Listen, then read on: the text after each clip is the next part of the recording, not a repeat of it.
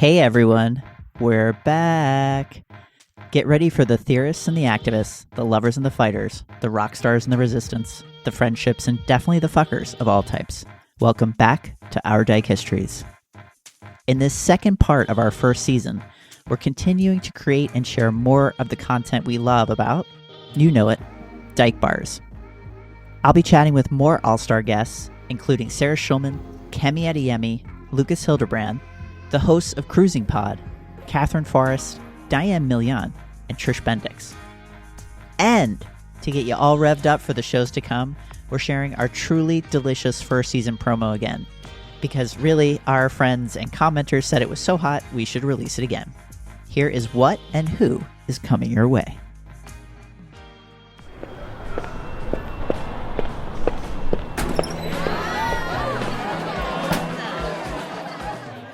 Dyke bars had all the things, the drama, the romance, conversations to change your life, to change your mind, sense of competition. It also had community. Why is it gone? We need everything. We deserve everything. Welcome to Our Dyke Histories, a podcast where we dive deep into the living, breathing past and present of lesbian, bi, queer, trans, and non-binary communities. I'm your host, Jack Giesking, historian, geographer, and environmental psychologist, working in collaboration with Sinister Wisdom. This season, decade by decade, we focus on dyke bars with an asterisk, tracing the creation, spread, decline, and revival of brick-and-mortar lesbian bars, alongside the ever-present, not as equally recognized and itinerant parties, especially those for racialized women and trans people.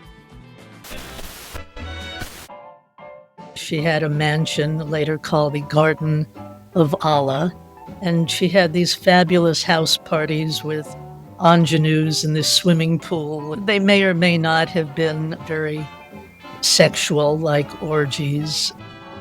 We found a lot of examples of Black queer women gathering together in Harlem speakeasies, putting blues song on the jukebox, dancing together in ways that the vice reformer watching found to be very, very shocking and scandalous. It was a rich darkness.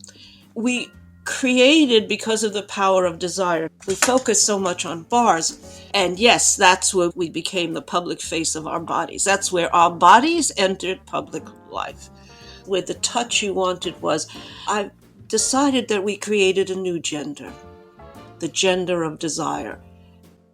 One of the things we don't think about is still to this day, 40% of people incarcerated in women's prisons identify as LGBTQ. They're where people end up after being at the bars. They're where people socialize outside the bars, but we rarely think about them as social spaces. Even beyond bars as sites of politics, politics around bars, the site of activism and anti-racism, organized in response to women of color getting kicked out of bars. When Koch became mayor of New York in the late 70s, he started forcing people out of those spaces and tried to close down other bars and succeeded in many cases to sell those spaces. I personally am a very indoor person, but it does feel like the softball field is probably better for us overall, even though clearly in the Great War, the bars won. My first lesbian bar, the windows were painted black. It was very tiny. There were all these women sitting at the bar, and they would all turn and look at the door when you walked in, and then they would look away. And there was always some girl breaking up on the payphone and crying. And the bathroom was always flooded. One night I didn't even make it into the Click Club because I just was making out with the bouncers when they went out. I'm not gonna lie, there were 3 of them. There wasn't a gay club I went to I didn't have sex in. It was just beautiful and you had something for everybody. Alongside the bars and parties, we talk about the structures that made them necessary, the lives they made possible, and the dyke worlds we built from them. Like our sponsor, Sinister Wisdom, a multicultural lesbian literary and art journal, uplifting lesbian voices since 1976. We share these stories so we know more about who we are, how we were, and why we fight to never forget. These are our stories of danger, of laughter, of sex, and of radical joy. We didn't just take up space, we built it. Our Dyke Histories from Jack Jengisking in collaboration with Sinister Wisdom.